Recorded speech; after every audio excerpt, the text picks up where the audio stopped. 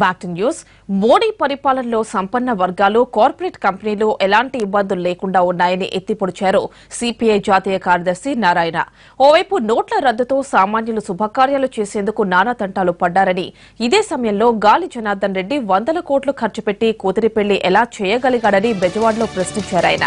ఇదంతా మోడీ మాయాజాలమని ఆరోపించారు నారాయణ. నెల్లూరు జిల్లా Barkas SBI deputy manager Sharif మృతి బ్యాంక్ ఉద్యోగుల్లో విషాదం నింపింది. బ్యాంకులో తీవ్ర ఒత్తిడితో అస్వస్థకు గురైన షరీఫ్ ఒక్కసారిగా కుప్పకూలిపోయారు. దీంతో వెంటనే బ్యాంక్ సిబ్బంది అతన్ని హుటాహుటిన ఆసుపత్రికి తరలించారు. అయితే షరీఫ్ మార్గ మధ్యంలోనే మృతి చెందారు. దీంతో బ్యాంక్ ఉద్యోగుల్లో విషాదం నెలకొంది.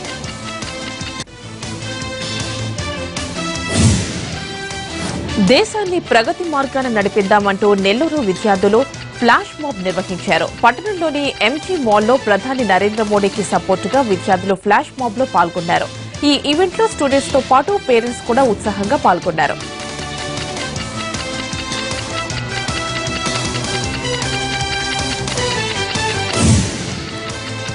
పెద్ద నోట్ల రద్దుతో తెలంగాణపై పడిన ప్రభావాన్ని సీఎం కేసీఆర్ ప్రధాని మోడీ దృష్టికి తీసుకువెళ్లారు.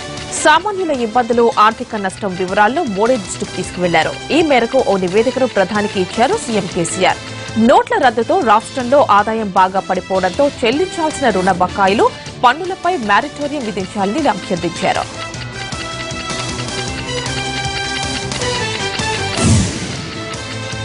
మహిళా సాధికారత కోసం ప్రభుత్వం ఎంతో చేసిందన్నారు ముఖ్యమంత్రి చంద్రబాబు. తూర్పు గోదావరి జిల్లా రాజమండ్రిలో స్వయం సహాయక బృందాలతో ముఖాముఖి కార్యక్రమంలో చంద్రబాబు పాల్గొన్నారు. పెట్టుబడి నిధి పేరుతో గత ఏడాది స్వయం సహాయక బృందాలకు నిధులు మంజూరు చేసిన విషయాన్ని గుర్తు చేశారాయన. రెండో విడత మంజూరు చేసిన డబ్బులు ఎలాగైనా ఉపయోగించుకునే స్వేచ్ఛ ఇచ్చామన్నారు చంద్రబాబు.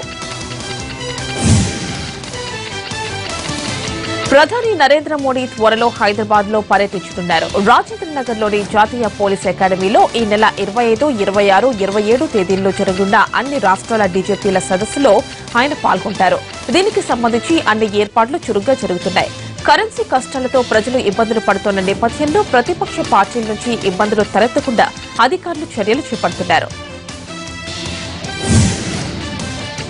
తప్పతాగి కార్ స్టీరింగ్ పట్టిన కొందరు బడాబాబుల పిల్లలు ట్రాఫిక్ పోలీసులకు పట్టుబడ్డారు. వీకెండ్ లో పబ్లు, బార్లలో గర్ల్ ఫ్రెండ్స్ తో డాన్స్లు చేసి కార్లలో రోడ్లెక్కారు.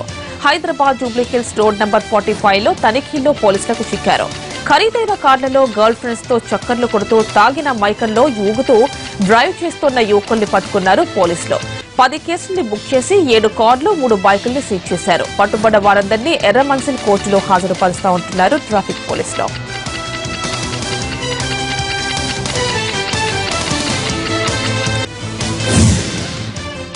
హైదరాబాద్ లో శాంతి భద్రతల పరిరక్షణకు అందరూ సహకరించాలన్నారు సిపి మహేందర్ రెడ్డి.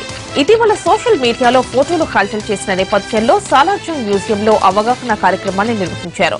సోషల్ మీడియాలో పెడుతోన్న పోస్టులపై ప్రత్యేక దృష్టి పెడతామన్నారు సిపి. మత సామరస్యానికి భంగం కలిగించేలా సోషల్ మీడియాలో పోస్టు పెట్టేవారిపై కఠిన చర్యలు తీసుకుంటామని సిపి హెచ్చరించారు.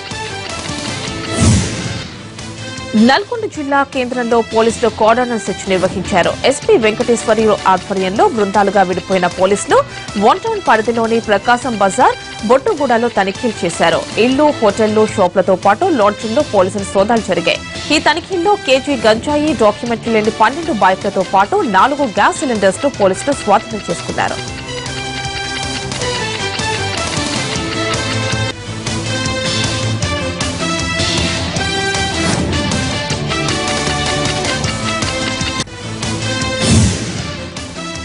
చెన్నై అపోలో ఆసుపత్రిలో చికిత్స పొందుతోన్న తమిళనాడు సీఎం జయలలిత ఆరోగ్య పరిస్థితి మెరుగ్గా ఉందన్నారు వైద్యులు.